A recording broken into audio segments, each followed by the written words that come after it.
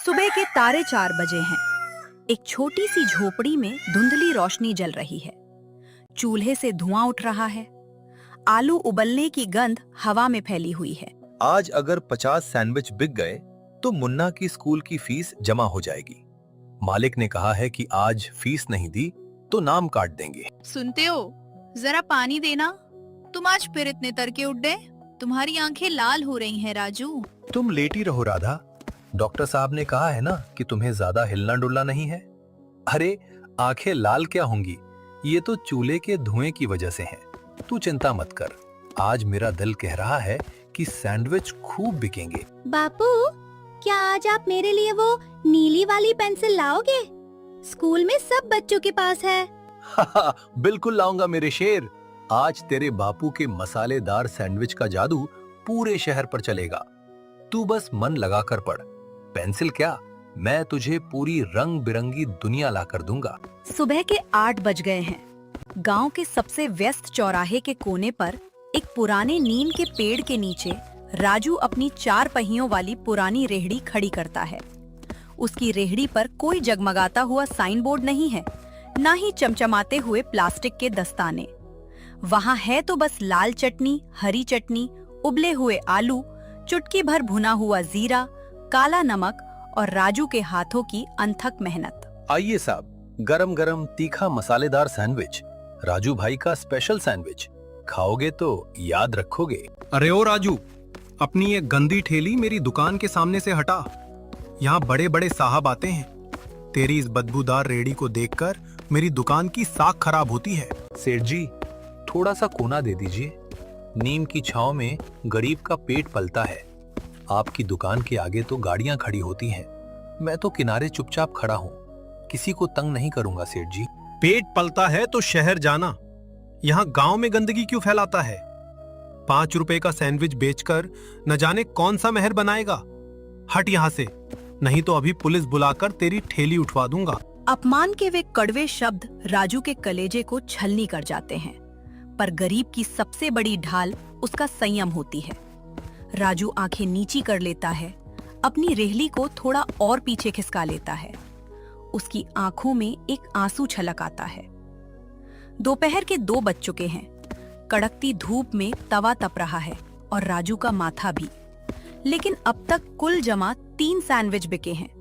कमाई सिर्फ 60 रुपए। ब्रेड का पैकेट आधा बचा है जो शाम तक खराब हो जाएगा।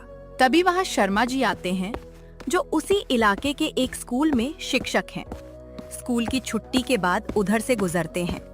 वे थके हुए और भूखे लग रहे हैं। भैया, कुछ खाने को मिलेगा? बहुत जोरों की भूख लगी है। हाँ हाँ बाबूजी, बैठिए ना, बेंच पर बैठिए। अभी आपके लिए एकदम कड़क मसालेदार सैंडविच बनाता हूँ। राजू पूरी निष्ठा के साथ काम करने लगता है। वह ब्रेड पर मक्खन लगाता है, ताजी सब्जियां काटता है और जब सैंडविच सुनहरा और कुरकुरा हो जाता है तो सैंडविच को एक प्लेट में रखकर शर्मा जी को दे देता है। अरे वाह भाई, ये स्वाद, इतना बेहतरीन मसाला। ये तो बड़े बड़े कैफे के 300 रुपए वाले सैंडविच से भी ज्यादा स्वादिष्ट है। इसमें ऐसा क्या डाला है आपने? बाबूजी, इसमें कोई बड़ा राज नहीं है। बस मेरी बीमार पत्नी के हाथों की पिसी हुई मिर्च मसाले हैं और मेरी मेहनत। जब हम गरीब कोई चीज बनाते हैं ना साहब, तो उसमें स्वाद कम और अपनी रोजी रोटी बचाने की तड़प ज्यादा होती है। आपका नाम क्या है भैया? मेरा नाम राजू है साहब। लोग मुझे गरीब मसालेदार सैंडविच वाला कहते हैं। जिंदगी भर गरीबी ही देखी है, इसलिए नाम के आगे से गरीब हटता ही नहीं।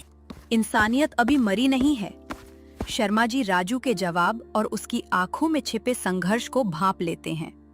वे सैंडविच के पैसे चुकाते हैं और थोड़ी देर राजू के पास ही बैठ जाते हैं। राजू भैया, आप अकेले ही ये सब संभालते हैं?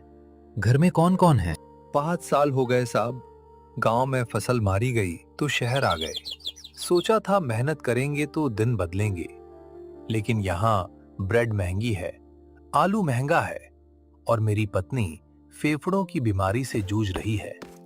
बेटा 8 साल का है, मुन्ना, रोज सुबह मुझसे कहता है, बापू आज नीली पेंसिल लाओगे? पर मैं कई बार रात को खाली हाथ लौटता हूं साहब। जब सैंडविच नहीं बिकते तो लगता है जैसे मेरी मेहनत में ही कोई कमी रह गई, पर मैं हार नहीं मानता। रोज सुबह इसी उम्मीद ने उठूंगा कि आज का दिन कल से बेहतर होगा। शर्मा जी एक शिक्षक हैं। वे इंसानों के दिलों को पढ़ना जानते हैं। राजू की सादगी और उसकी ईमानदारी ने उनके दिल को छू लिया। उन्होंने मन ही मन ठान लिया कि इस मेहनती इंसान की राह को थोड़ा आसान करना है।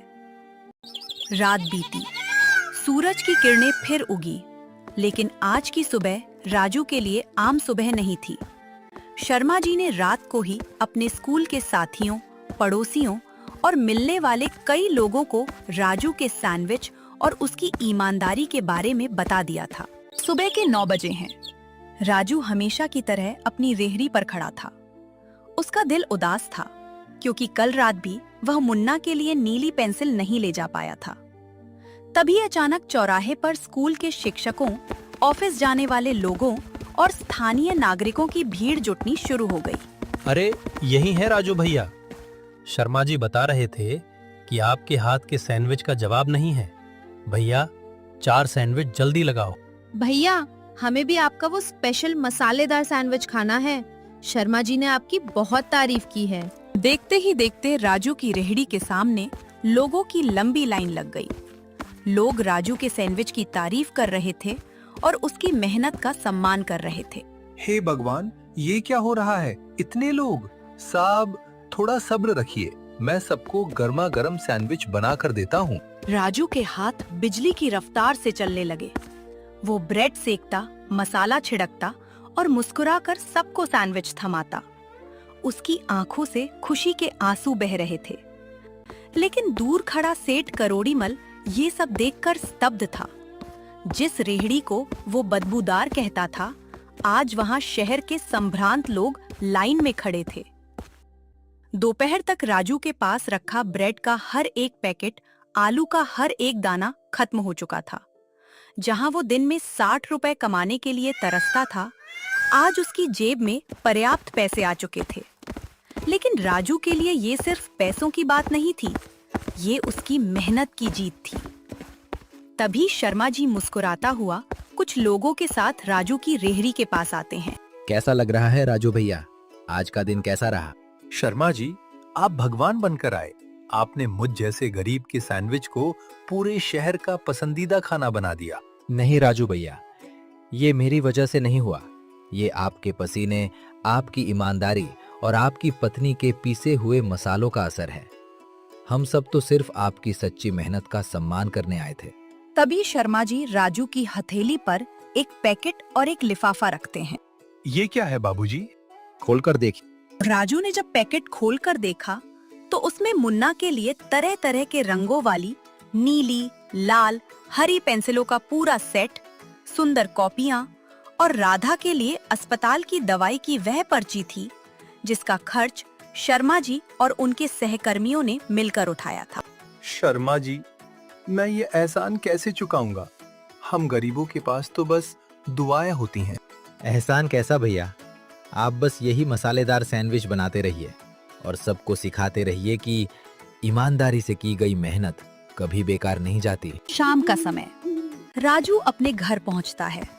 हाथ में पेंसिलों का डिब्बा और दवाई का थैला है। झोपड़ी के बाहर राधा और मुन्ना बैठे हैं। बापू बापू, आज आप जल्दी आ गए। क्या मेरे लिए नीली पेंसिल लाए? नीली क्या मेरे लाल? आज तेरा बापू तेरे लिए पूरे आसमान के रंग लाया है। अब तू जितना चाहे लिख, जितना चाहे पढ़। वाह बापू, आप दुनिया के सबसे अच्छे बापू हो। आज तुम्हारा चेहरा बहुत चमक रहा है राजू। क्या सारे सैंडविच बिक गए? हाँ राधा, आज सिर्फ सैंडविच नहीं बिके, आज एक गरीब की मेहनत का मोल चुकाया गया है।